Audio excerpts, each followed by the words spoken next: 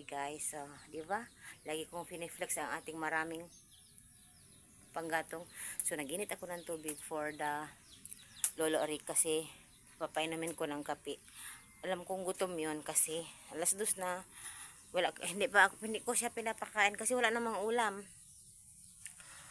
Magreklamo nga lang siya yung binibigyan ko siya ng bulad. So, ngayon, kape lang ang ilalagay ko sa kanin niya. So, nag-iinit po ako ng tubig kasi galing ako naglilinis ng aking isda. Yung isda ko sa banyera na aking inano ba? Ano yun? Ako bang binuhi nga isda? Akong gilinisan kasi lagi akong may trabaho dati, diba? Hindi ko sila nalinisan, ang daming tai. Tapos, ang iba na mamatay na. So, ngayon, ako ay tambay sa bahay. Yung status ng ulo ko, mayroon pa konti. Tumutusok pa siya, konti na lang. So, ngayon po ay Friday, February 16. So, ayun. Kuha muna ako doon. Magtanong ako kay Lolo Rick kung anong gusto niya. Kanin na may kape o ano. So, puntahan ko siya.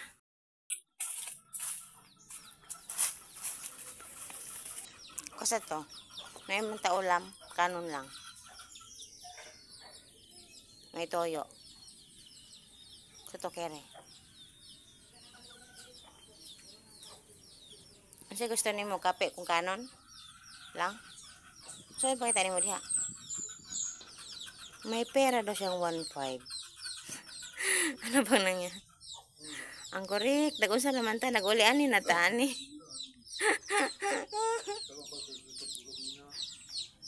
Wala gani ang korek. Na, dito sen, on demand dito sen. Hinihingi kong pera niya kasi may pera daw siya 1.5. Sabi niya meron daw. Saan kaya? Bibili ko siya ng tinapay, sabi ko. Hanapin daw niya. Asa man?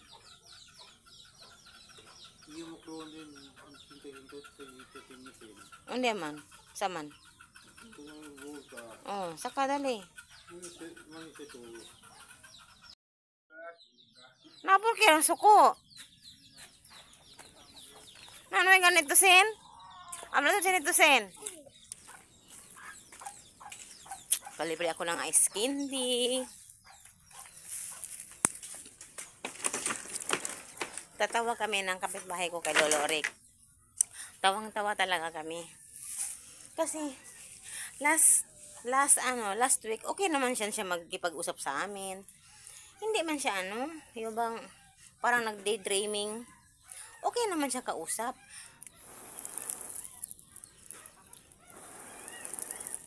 Okay naman siya kausap. Nabigla ako ngayon. Kahapon pala yan nagsimula. Siguro dahil laging sa pagkain, parang laging siya nagugutom. Kasi talaga, wala pa may kaming bigas. So ngayon, nakabili man kami ng bigas. Kanina umaga. Kasi binigyan kami ng, ng kapatid ni Chris. So ayun. Kahapon, sabi sa akin, may pera daw siya. Kung saan galing? Hindi daw. Huwag doon ako magtanong, umalis na ako, pinakain siya. Tapos ngayon, pinuntahan ko siya doon. Sabi ko, bibili tayo ng tinapay kung may pera. Kasi may pera doon siya 1.5. So, galit pa sa akin. Para nakipagtalo pa kasi may pera talaga daw siya. So, ako naman, hinintay ko talaga kasi minsan talaga may pera man yan siya. May nagbibigay sa kanya, mga kamag-anak niya pupunta dyan. So, sabi niya, nagtuwad siya. Tumuwad ba? Tumuwad. Tumuwad siya. Tapos, sa bulsa daw sa puitan. Pagtingin ko, wala namang bulsa. Wala namang siyang bulsa. Walang packet. So, ayun, tatawa na lang ako. Umalis ako. Mahintay na lang ako yan matapos. Tapos, bigyan ko siya ng pagkain.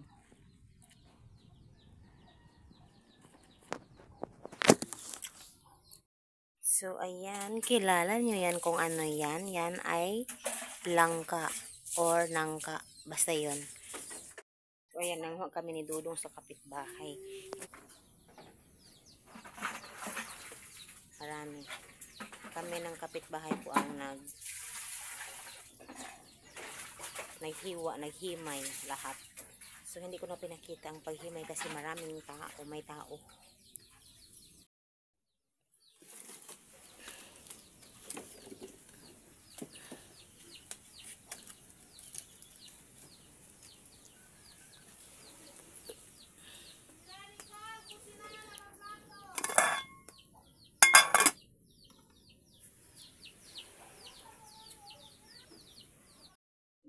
Grabe.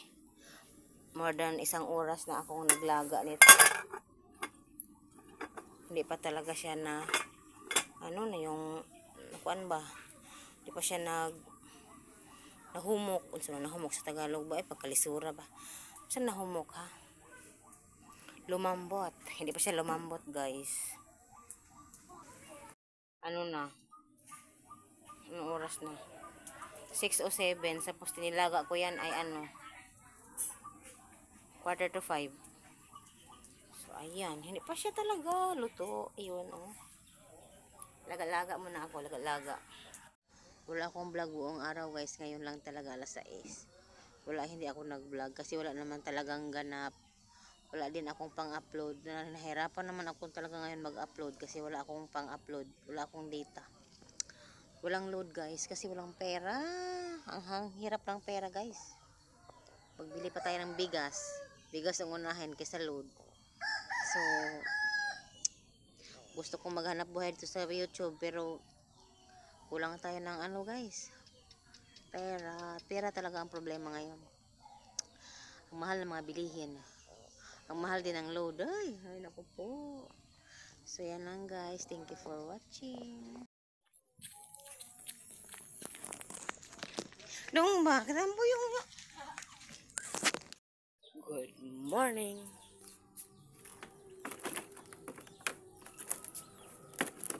Mm. 6 o'clock na, guys. 3 o'clock pa akong gising.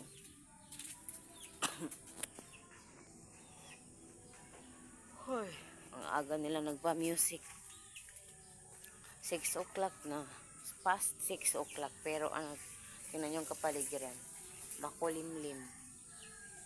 Makulimlim siya at medyo madilim-dilim pa siya. Pero sa video, ano na. Pero sa totoo, ano, makulimlim at madilim-dilim.